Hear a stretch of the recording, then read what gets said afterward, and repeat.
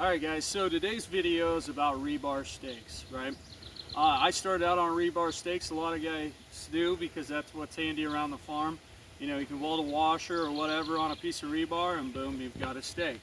So there's some basics I think I should cover, and growing up raccoon trapping here in southern Iowa, with us being able to trap the ditches, I learned a lot real quick, and a lot of it was the hard way. So I'm going to give you some information today that may help you kind of jump some of that headache and the hard process of learning and get you to where you can get your catch and hold your catch.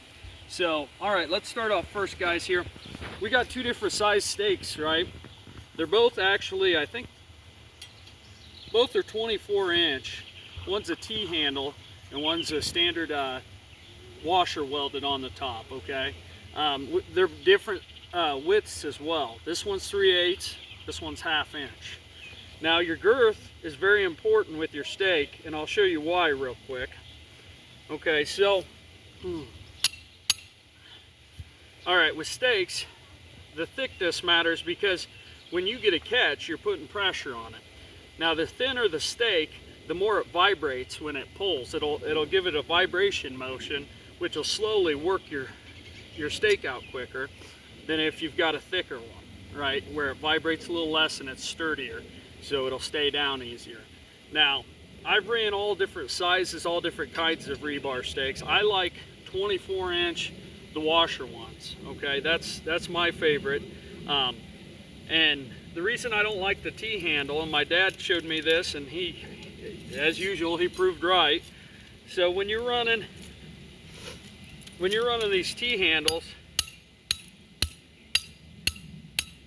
let's say about like that, what happens is once you catch something and it's working in a circle, it tends to catch this chain around it, and it actually, it ain't gonna do it right here, but like that, it'll work it up.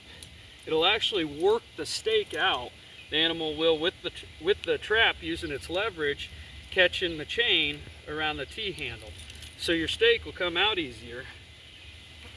So that's why I'm not a huge fan of the T-handle. Not saying I won't use them, obviously I've got some. I use them mostly for cage trapping, staking my cage traps down, or conibears. So I like your 1/2 inch, like I said, at least 24-inch, and I'll show you a mistake that a lot of people make, I feel like. I don't know if it's a mistake, but it definitely doesn't help you. All right, so we'll pound this down. If I can hit it worth a crap day. All right, so I like to drive mine in and leave about 1 inch here on top, guys. If you could zoom in on this a little bit here. You want to leave at least 1 inch on top, I think. A lot of guys, I used to pound it down further into the ground, and what it does is it actually stops your trap. Actually, we're even a little too close there, from spinning. So you end up causing the trap to stop swiveling, and it ends up cranking it up kind of like the T-handle will. So what you want to do is at least leave 1 or 2 inches up. If I can get it up there. There we go. That way this trap can go around in a circle and that animal can keep working freely.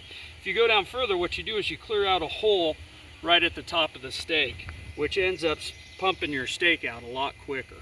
Okay, so I like 1/2 inch. I like to leave it at least 1 inch or 2 exposed. Now you got to remember, when you're staking anything, you don't want to give that animal leverage, especially raccoons, like being down in the ditches with tall banks on each side. You don't want to give them leverage or something they can grab onto and pull up. So that's something you want to remember when running rebar steaks. Don't give them leverage. You also want to you don't want to give them leverage, and you don't want to, let's say you pound in your steak and it goes in real easy. You see how mine actually gave some resistance here. If you pound in a steak and it goes in way too easy, then it's going to pull out way too easy. Okay, so you want to avoid that. You want to avoid giving them leverage. And you want to be aware of these situations like I talked about here with thicker and thinner rebar and T-handles and welded nut on top. So basically, at the end of the day, guys, learn what works best for you. But these are some mistakes that you can avoid that I had to go through when I was a young man trapping raccoon here in Iowa in the ditches. So that's today's lesson about rebar stakes.